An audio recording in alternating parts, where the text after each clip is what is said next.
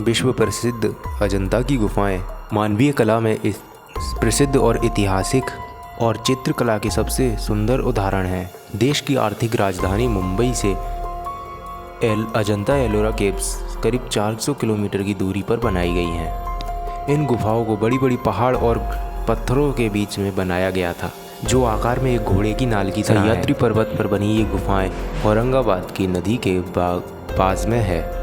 यहीं से कुछ दूरी पर अजंता नाम का एक गांव बसा हुआ है और वहीं से ही अजंता की गुफाओं का नामकरण किया गया है। इसमें कुल 30 गुफाएं हैं।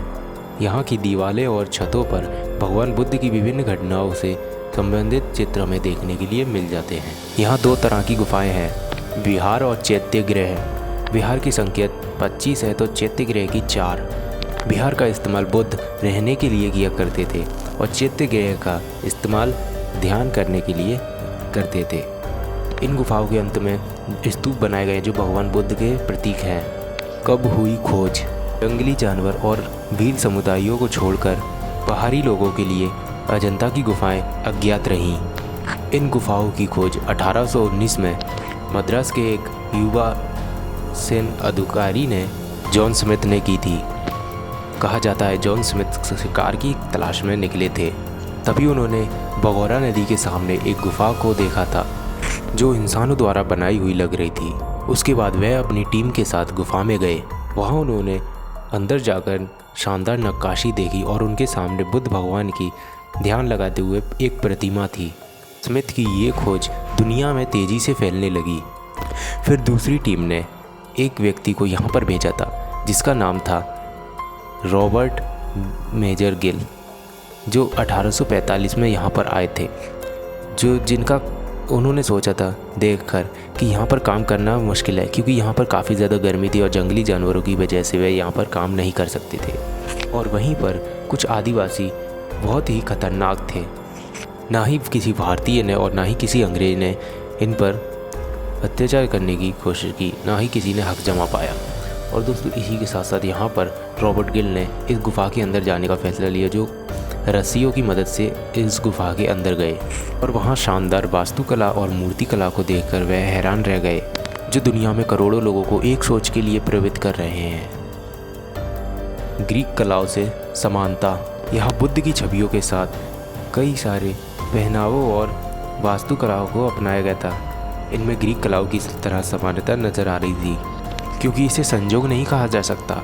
ये इस बात की तरफ इशारा करता है भारतीय यूनी संस्कृति का विस्तार करीब 401 साल पूर्व सिकंदर महान के दौरान हो गया था।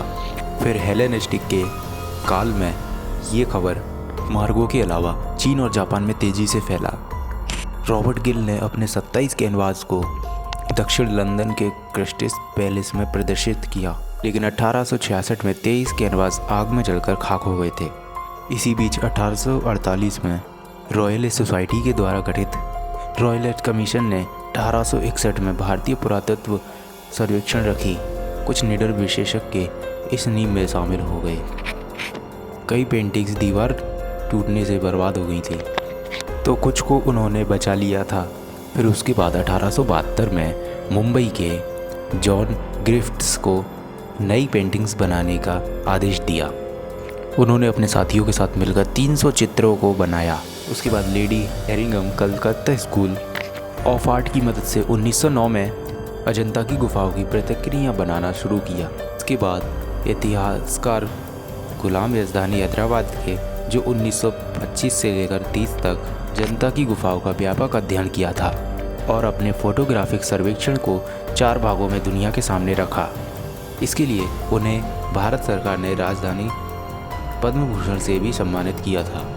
वहीं बीते 2 दशकों ने भारतीय पुरातत्व सर्वेक्षणों ने नई तकनीकों के साथ हजारों साल पहले इन तस्वीरों को बनाया गया, उन तस्वीरों का खुलासा किया गया है। बताया जाता है इन तस्वीरों को बनाने के लिए अफगानिस्तान से कुछ ऐसे कीमती पत्थर थे, उन पत्थरों का इस्तेमाल किया गया है। नीले रंग के इस पत्थर को प्राचीन इतिहास में नवरत्नों का दर्जा हासिल है।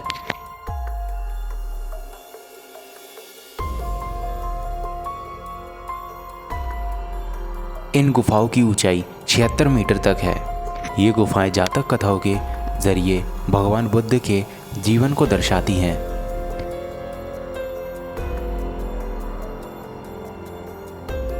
इतना ही नहीं, यहाँ चंद्रगुप्त द्वितीय के शासनकाल भारत आए चीनी बौद्ध यात्री वाहिन और सम्राट हर्षवर्धन के स्वरूप में आए को इंसान की भी जानकारी मिलती है।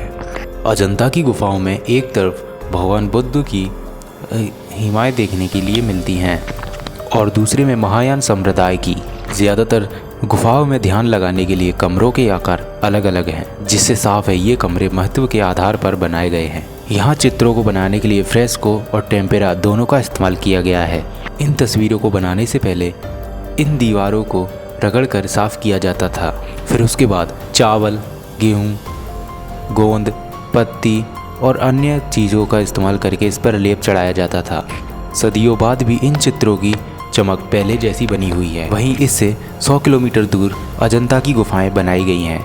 यहाँ कुल मिलाकर 34 गुफाएं हैं, जिनमें 17 ब्राह्मण, 12 बौद्ध और 5 जैन धर्म से संबंधित हैं।